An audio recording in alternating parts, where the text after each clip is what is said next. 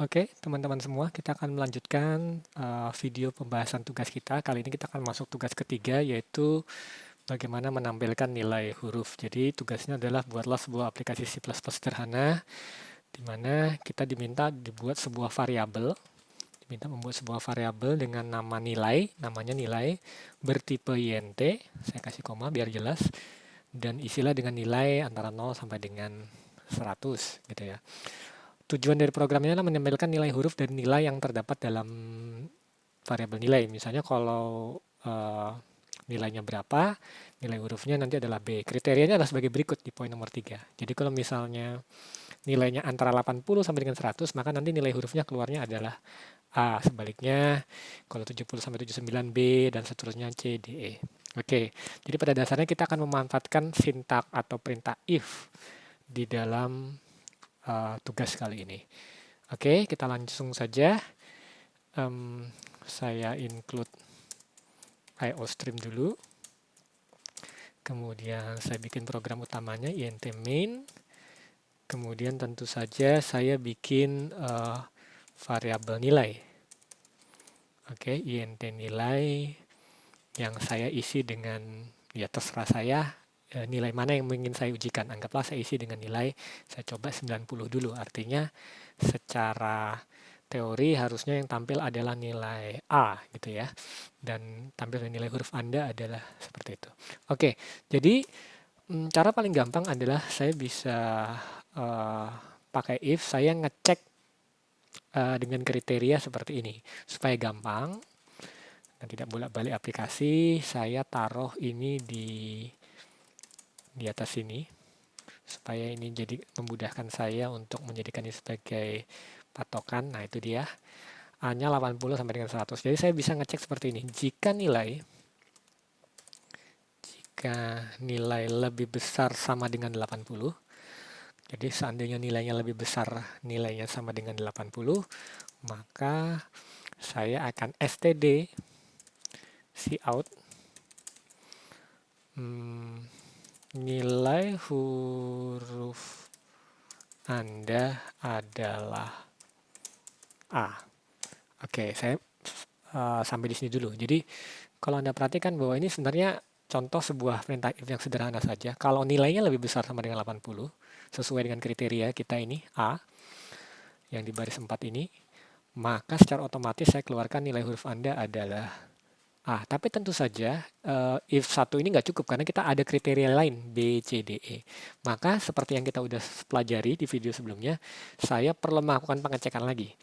Dalam hal ini saya else if, saya tambahkan else if. Kalau nilainya tidak lebih besar 80, maka saya cek lagi apakah nilainya lebih besar sama dengan, saya pakai kriteria kedua di sini yaitu nilainya lebih besar sama dengan 70. Kalau iya, maka saya std cout nilai huruf Anda adalah B. Oke, jadi sampai di sini kalau Anda perhatikan, coba kita bahas sebentar. Di baris 13 saya ngecek dengan perintah if sebuah kondisi apakah nilainya lebih besar 80. Kalau iya, maka seperti yang sudah kita pelajari, baris 14 akan dijalankan dan perintah di bawahnya apakah akan dicek lagi? Jawabannya tidak. Jadi kalau perintah if itu sudah memenuhi, kondisinya sudah terpenuhi atau true, maka dia akan menjalankan statement di bawahnya dan perintah di bawahnya sambungannya ini tidak akan dicek lagi dan diabaikan lah kira-kira seperti itu. Maka otomatis nilainya adalah A. Tetapi jika tidak, artinya nilainya tidak lebih besar dari 80, artinya nilainya berapa? Lebih kecil dari 80. Nah, kalau dia nilainya lebih kecil dari 80, saya bisa ngecek lagi. Dia memang lebih kecil dari 80, saya cek lagi apakah nilainya lebih besar dari 70.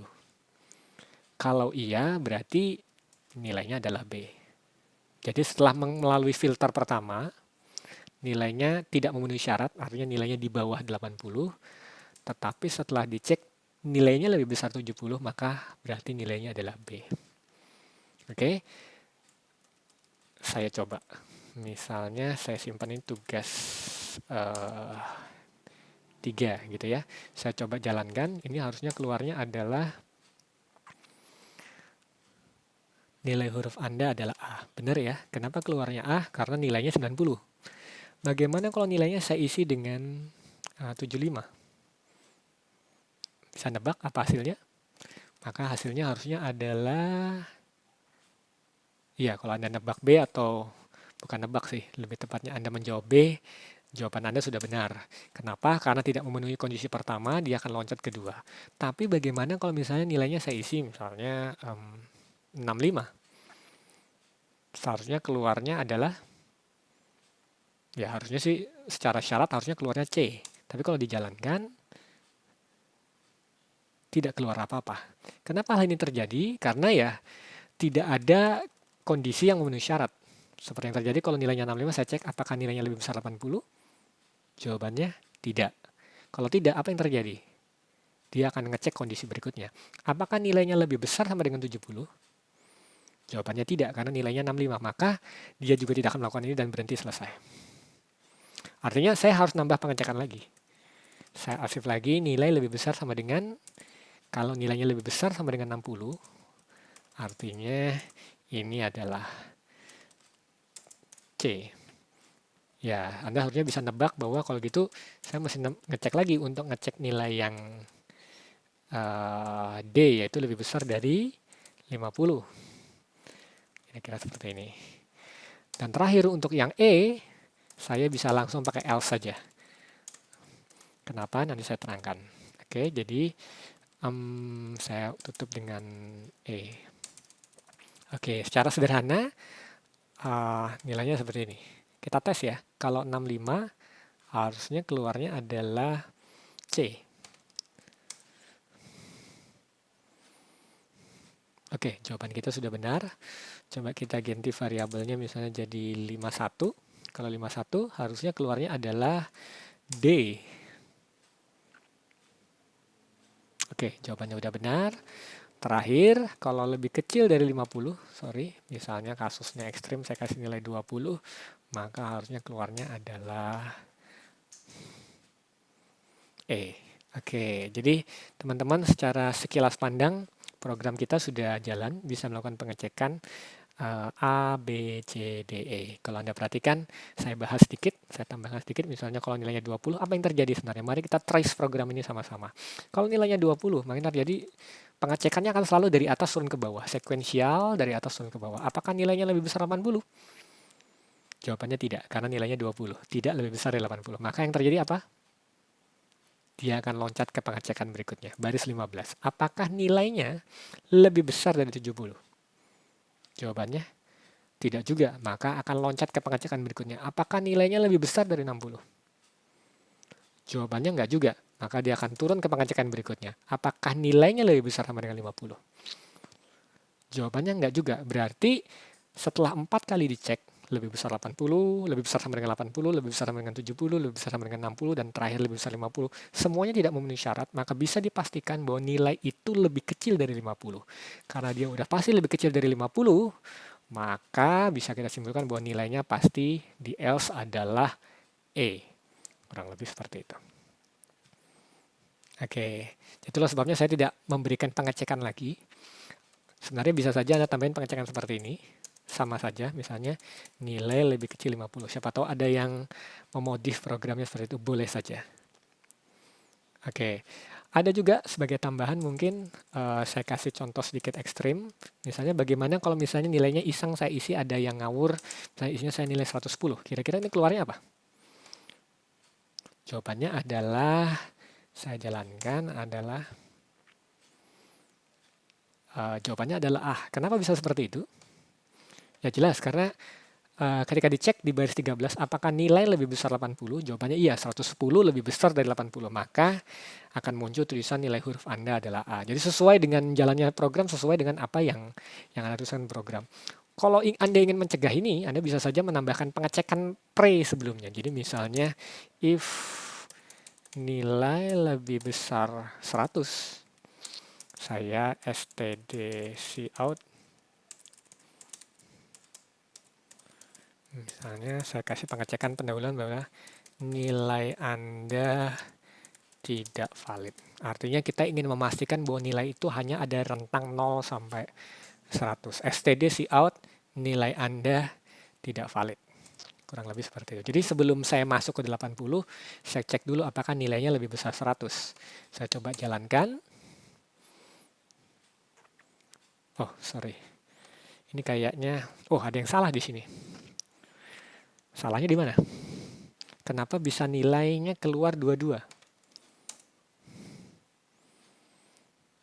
Nilai Anda tidak valid, nilai huruf Anda adalah A. Yang terjadi adalah seperti ini. Yang terjadi kesalahan saya adalah saya melakukan pengecekan apakah nilainya lebih besar dari 100. Jawabannya iya, nilainya lebih besar 100, maka akan jalankan perintah ini. Tetapi di sini saya ketemu if lagi. Artinya if di sini bukan sambungan dari if sebelumnya, ini adalah if yang berbeda. Ini sambungannya sampai ke sini. Maka yang terjadi adalah setelah menjalankan perintah ini, maka perintah ini akan dicek lagi. Perhatikan ya, saya kasih garis pemisah seperti ini, spasi pemisah supaya sebagai tanda. 110 dicek lebih besar 100 ya, dia akan jalankan perintah ini, tapi dia akan ngecek lagi. Apakah nilainya lebih besar sama dengan 80? Jawabannya iya juga, 110 lebih besar, maka nilainya ada. Gimana supaya pengecekannya nyambung hanya cukup sekali? Maka saya tambahin else if di sini. Kalau saya taruh else if ini berarti ini semacam satu rangkaian. If, else if, else if, else if, else if, dan else. Artinya ini satu rangkaian dari if di depan, nyambung sampai else ini. Maka kalau ini sudah memenuhi syarat, baris 13, maka perintah di bawahnya tidak akan dicek lagi. Makanya kalau ini harusnya jawabannya udah benar.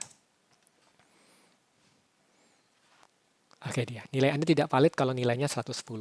Sebaliknya saya tambahin, saya bisa seperti ini, jika nilainya lebih besar sama dengan 0, kalau nilainya lebih besar sama dengan itu E, kalau else, stdc out, saya cek di bawah, nilai Anda juga tidak valid, cuma tidak valid di bawah ya.